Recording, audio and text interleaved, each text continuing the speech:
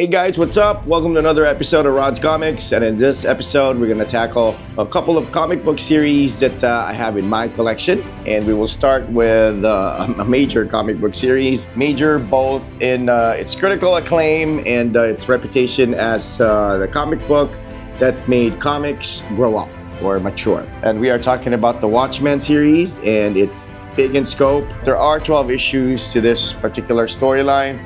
I actually have the trade paperback as well, so that's the one that I would recommend you read. And but if you're into hardcore collecting individual issues, then you can do that as well. And I have issue number 1 here, issue number 2, issue number 3, issue number 4, we have issue number 5, number 6, number 7, number 8, number 9, number 10, number 11, and the final issue, issue number 12. All right, can you come here? This is actually my 5-year-old son, Rai. He's just playing in the background while I'm recording, so just let him be and let him have his fun. All right, so let's move on now. What is the Watchmen about?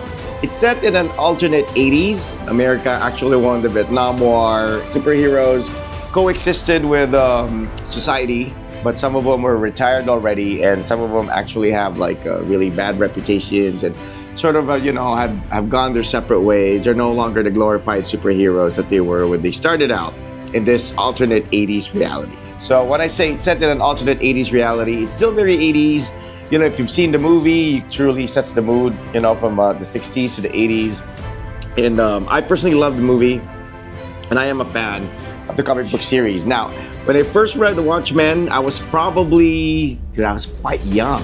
This was like 1986. I was maybe around 12 years old, 13 years old when I first read it. And I really wasn't too much into the plot. I got the action part. I mean, I guess I appreciated the art of Dave Gibbons, even though kind of simplistic, compared to the artists like Frank Miller and John Byrne. But hey, either way, I kind of still liked it.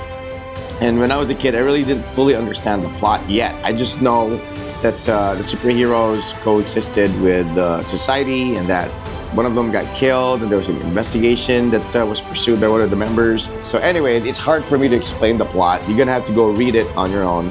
And I recommend you go get the trade paperback, which I also own, because that one you can just sit back and relax and read it like a novel. But you have to understand that even though Watchmen is like a comic book, you have to treat it like it's a novel and read it like it's a novel, because it's story first, and the art just sort of complements it. It's not like your typical comic book where majority of the action is, dependent on the artwork.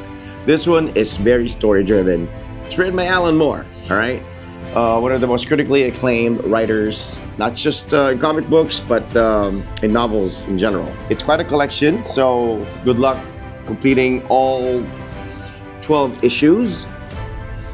And lucky for me, I have all of them in, I would say, 9.8, like mint condition, because I didn't have to open these. I have the trade paperback, and that was the one that I read. So this is just here to, I guess, to collect, all right? Now, moving on from The Watchmen to Marvel, The Infinity Gauntlet. This one has 6 issues. So as you can see, you have issue number 1, you have issue number 2, you have issue number 3, number 4, and number 5, and number 6. And this is a very, I guess, iconic cover.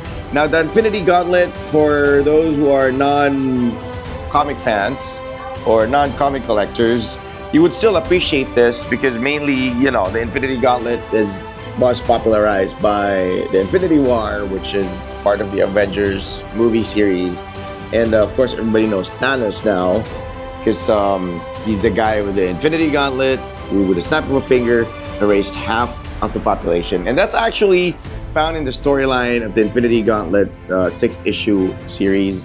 When he did it, Adam Warlock decided to, gather up other superheroes, teamed up with Thanos to deal with Nebula, because Nebula was like she got her hands on the Infinity Gauntlet and she's a villain. All right, so Thanos has always been sort of like a villain with like good intentions. Yeah, so that's what Infinity Gauntlet is about.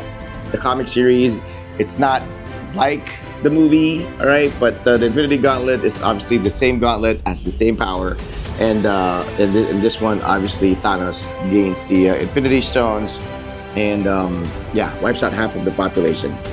And then it ends up in even worse hands with Nebula. So again, these are comic books that you need to collect to fully understand the full storyline. I think this one also has a trade paperback version, so you can go and get that if you want to read it without having to collect issues number 1 all the way to number 6. All right, so there you go. That's Watchmen for DC and Infinity Gauntlet for Marvel. Infinity Gauntlet, if I'm not mistaken, was published in 1992 or 91, and The Watchmen was in 1986.